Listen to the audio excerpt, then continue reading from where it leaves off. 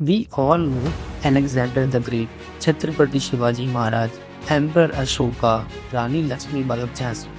ये सब अपने टाइम के ब्रेव किंग्स और क्वीन थे जिन्होंने अपनी करेज और लीडरशिप से हिस्ट्री में एक अलग पहचान बनाई। बट आज हम जिनकी बात करने जा रहे हैं वो कोई किंग एक क्वीन नहीं थी, बल्कि उनकी अंगरक्षक यानी बॉडीगार्ड थी। उनकी कहानी भी किसी रूलर से कम नहीं। उनके साहस और निडरता के कारण ब्रिटिश आर्मी को हार का सामना करना पड़ा था। Today in this video we will talk about Veera Mangai Kuyili, जिन्हें इंडिया के फर्स्ट महिला शहीद और possibly world's first suicide bomber के रूप में भी जाना जाता है।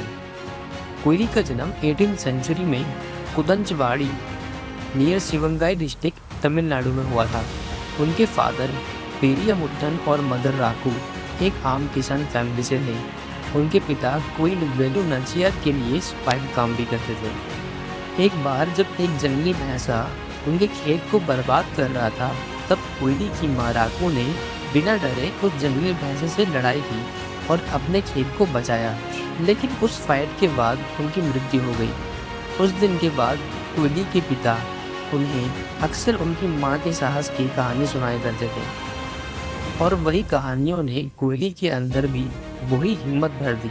मदर की डेथ के बाद क्वेली और उनके पिता शिवंगाई शिफ्ट हो गए, जहां समय के साथ वो दोनों क्वीन वेलु नचियार के लिए लॉयल सपोर्टर बन गए। क्वेली का बचपन उनकी मां के ब्रेवरी और ऑनेस्टी के किस्से सुनते हुए गुजरा, और वहीं से उन्होंने डिसाइड किया कि वो भी अपने पेरेंट्स की तरह करेजियस और फियरलेस बनेंगी। उन्होंने सिलम्बम, एक ट्रेडिशनल तमिल मार्शल आर्ट सीखा और अपने आप को एक वॉरियर के रूप में तैयार किया। अपने पिता के क्लोज होने और क्वीन के लिए लॉयल्टी दिखाने के कारण क्वेली को राजनीति और स्ट्रेटजी सीखने का मौका मिला। कई बार क्वीन को मारने की साजिश रची गई, पर हर बार क्वेली ने अपने इंटेलिजेंस और ब्रेवरी से उन्हें बचाया। ये देखकर क्वीन वेलु नचियार इतनी प्रभावित हुई कि उन्होंने क्वेली को commander in chief of the women's regiment और अपना पर्सनल बॉडीगार्ड भी बना दिया।